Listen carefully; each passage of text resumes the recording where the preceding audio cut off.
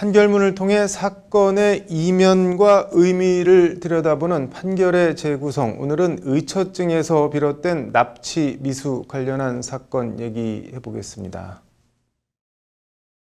55살 이모 씨와 47살 김모 씨는 30년 전인 지난 1991년 결혼했다고 합니다. 30년 전이면 아내 이 씨는 결혼 당시 17살의 미성년자였다는 얘기인데, 남편 이 씨는 아내 김 씨가 불륜을 저지른다고 의심해 수시로 가정폭력을 휘둘렀다고 합니다. 김 씨는 결국 자녀가 어느 정도 장성한 2019년 9월 남편과 이혼했는데, 이혼 후에도 남편 김 씨의 의처증에서 비롯된 집착은 멈추지 않았습니다.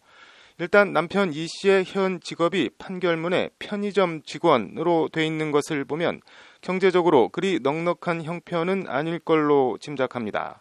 이혼한 전처가 다른 남자를 만나는 데 대해 극심한 배신감을 느낀 전 남편 이 씨는 전처 김 씨에게 "네 죽이고 나도 죽는다, 더러운 위선자. 배신의 말로가 얼마나 무서운지 똑똑히 보여줄게. 갈기갈기 찢어버린다는 등의 등골이 오싹한 협박 문자들을 보냅니다. 하지만 전처 김 씨가 휴대폰 번호를 바꿔버려 이 씨의 협박은 다행히 미수에 그칩니다.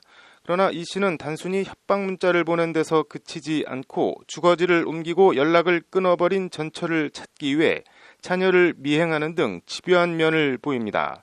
결국 심부름센터를 통해 전처 김 씨의 주소지를 알아낸 이 씨는 아는 사람을 통해 불법 취득한 전기 충격기를 가지고 지난해 8월 15일 전처가 거주하는 원룸 주차장에 숨어 전처를 기다립니다. 그리고 밤 9시 49분 귀가하는 전처를 발견한 이 씨는 몰래 전처 뒤로 다가가 목을 감싼 채 자신의 승용차에 태우려 합니다. 이에 전처 김 씨는 기지를 발휘해 "잠시만, 나 숨 좀 쉬자, 일단 손 좀 놔줘" 하고, 이에 이 씨가 잠시 손에 힘을 푼 사이 근처 마트로 도망가 다행히 더 큰 피해는 면할 수 있었습니다. 이 씨는 이 사건 범행 전인 같은 해 5월에도 주민등록 열람이 제한돼 있던 전처의 주거지를 찾아내 김 씨를 끌고 가려다 천만다행 이를 발견한 아들에 의해 역시 납치 미수에 그칩니다. 총포, 도검, 화약류 등의 안전관리에 관한 법률 위반, 개인정보보호법 위반, 체포 미수, 협박 미수 혐의로 기소된 이 씨는 1심에서 징역 1년 6개월을 선고받았습니다. 1심 재판부는 본건 각 범행으로 인하여 피해자는 상당한 정신적 충격과 고통을 받은 것으로 보이고 엄벌 의사를 탄원하고 있다. 선처 없이 엄중한 처벌이 필요하다며 이같이 선고했습니다. 재판부는 다만 범행이 다행히 미수에 그치면서 피해자의 생명이나 신체에 위해가 발생하지는 않은 점, 자신의 범행을 인정하면서 잘못을 인정하고 있는 점 등 재반 정상들을 참작했다고 양형 사유를 밝혔습니다. 1심 징역 1년 6개월 판결에 남편 이 씨는 형이 너무 무겁다고, 박지연 기소검사와 이정호 공판검사는 형이 너무 가볍다며 각각 항소했습니다.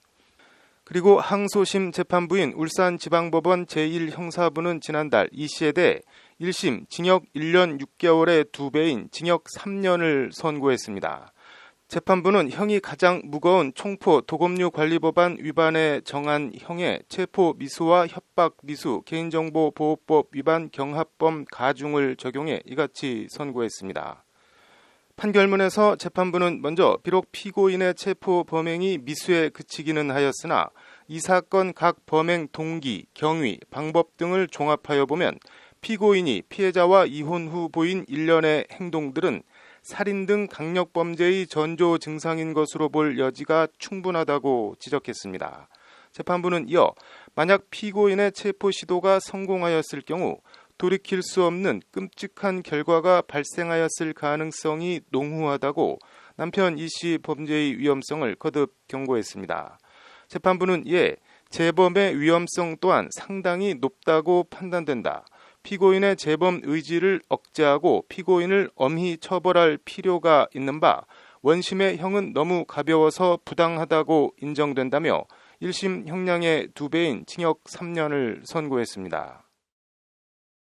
영어 약자로 IPB라고 하는데 친밀한 관계에서의 폭력이 단순한 애정 표현이나 사랑 싸움이 아니라 피해자의 생명권까지 위협할 수 있는 중대한 범죄라는 점에 대해 경종을 울리기 위해서는 엄벌이 필요하다. 항소심 판결문에 적혀 있는 문구입니다. 반드시 그래야 할 것 같습니다. 판결의 재구성이었습니다.